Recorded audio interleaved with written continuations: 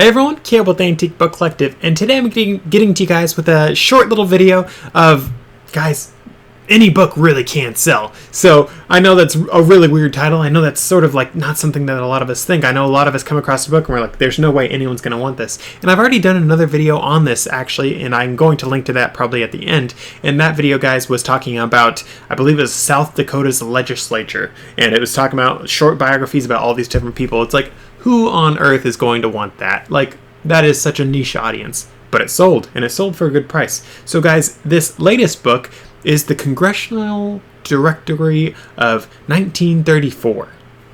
What is that, guys? Well, that is transcripts of what they talked about in January of 1934. And I'm going to actually throw up some screenshots of this particular thing. Actually, I'm going to throw up pictures of the actual listing, which I'm going to just show you guys in a little bit. So with that said, I'm actually going to pull them up myself so I can go off of them, make sure I'm actually mentioning all the stuff correctly. That way I don't lead you guys any more astray than I already do in all the other mistakes I make in all these videos, because it is hard to keep track of all the information of all the books that I've ever sold, believe it or not, because I've sold just a couple of books in my years. So with that said though, guys, it's amazing the kind of books that you can and will sell. So let me just go back to the title of this book. I'm going to read it to you guys a little more verbatim of what it is. So it is the Congressional Directory of the 73rd Congress 2D session, January 1934. So it's quite boring. So here are the photos right here. Again, I'm going to put them up once I'm editing this video. So front cover, nothing fancy. It's just a red cover. It's nothing fancy whatsoever. Just red book, nothing cool. It had a little bit of writing in it, which did affect the value negatively because people don't like having writing in their books. But generally, if it's just a short little thing of so-and-so book, something like that, it doesn't affect the value too much. Sort of like book plates as well. It doesn't hurt the value too much. I mean, yeah, it would be better if it didn't have it, but it does not ruin the book and make it worth half the value. There's the title page. It had a cool picture of the Capitol next to it. It's a first edition, which you sort of expect from this sort of book. And then it says the info about the copyright. There's the book itself, but there wasn't anything really important to take photos of in this book. It wasn't like, wow, this is amazing. It was like, this is a very boring book, but I had it listed for 35 bucks.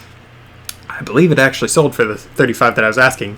And guys, it just sold a week or so ago, maybe a little bit more than a week, maybe 2 weeks by now, but it's June right now. I listed this book in September of 2021. It has been listed for nearly 2 years. That is a little bit higher than my average time that books spend listed. Most of my books end up selling within up to a year and a half is when most of my books are sold, but I do hang on to a lot of these books for a little bit longer because some of these books, they just need a little bit more time to percolate on the shelves before they finally decide, you know what?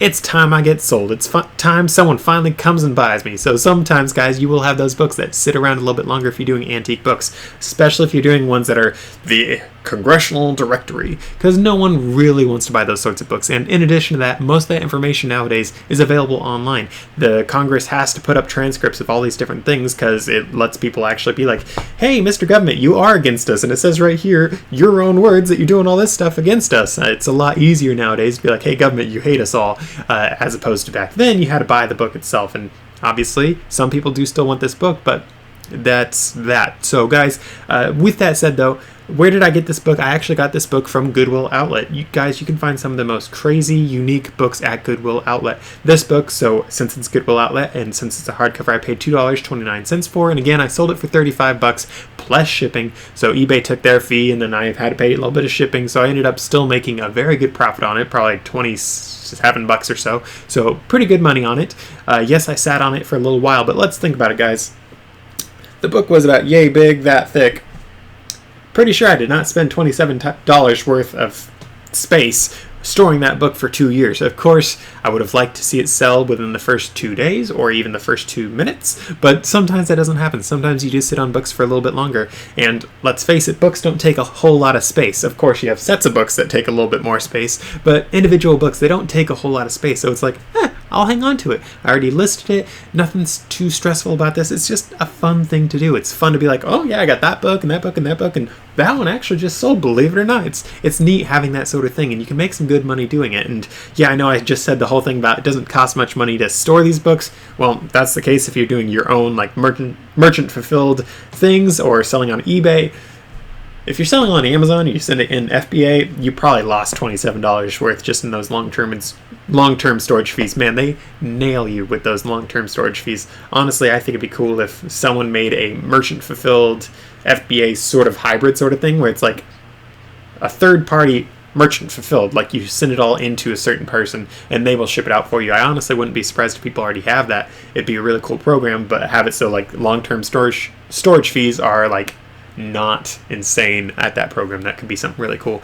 With that said, though, that actually is something I've considered doing and would like to do long term, is actually have something like that, but for eBay, have it so you guys know how I mentioned about how I like to individually wrap all these antique books. I like to wrap them up. I like to really care for them. I like to put them in boxes. I like to make sure that they get to the customer perfectly. I think that would be something I would like to do long term for my business. In fact, I would probably make that be sort of an add-on to the YouTube thing of having it, so I have sort of like a well-packaged shipping center for the US for all the different books that I do, and then you guys could ship books in and I'd basically be your own FBA for it. That's something I think would be fun to do long term. Of course, there's a lot of things that I would have to do between now and then, and I don't really plan on doing any of that stuff between now and then, but you guys have heard me mention that I want to have my own bookstore. That would be something that I could see as a logical add-on to the bookstores, something along those lines. In fact, there's a few other businesses that I would tie into that bookstore. So with that said and done, though, guys, I hope this video was helpful. I hope it got you guys thinking about, okay, so there's that one book about Finding Nemo and the animation style of that I thought there's no way anyone would want that, but maybe someone would. Maybe I should actually look at these books. And guys, I know that I tell you in all my different videos, don't just, oh, this book's worth this much. I tell you guys to look it up on eBay, and obviously if you do look it up on eBay, you would see that Finding Nemo book or this Congressional Directory one and be like, okay, that actually is worth this much, which means it is worth my time. But there are a lot of people, I totally acknowledge it, and I totally am one of those people every now and then of, yeah, that book doesn't look fun, that book doesn't look cool, that book doesn't look like anyone would want it, I'm just going to skip over it, there's no way it's worth anything. And then, for me at least, it just nags at me. I'm like, I'm breaking my cardinal rule, I have to look it up, so sometimes I go and look it up, and most of the time it's worth nothing, but every now and then it's like, oh, that book's worth $40. That's a win for me. Just made myself some more money. So with that said, though, guys, I do recommend that you guys look up all the books that you can. And honestly, guys, it can look like the book won't sell anytime soon, and maybe it won't sell anytime soon. But honestly, at the end of the day, 20-some bucks is 20-some bucks in your pocket. I'd rather have it be in my pocket than in the dump. So that is something that you guys can definitely do. It's something I recommend doing. And with that said and done, though, guys, I hope that was helpful, and I'll see you guys in the next video.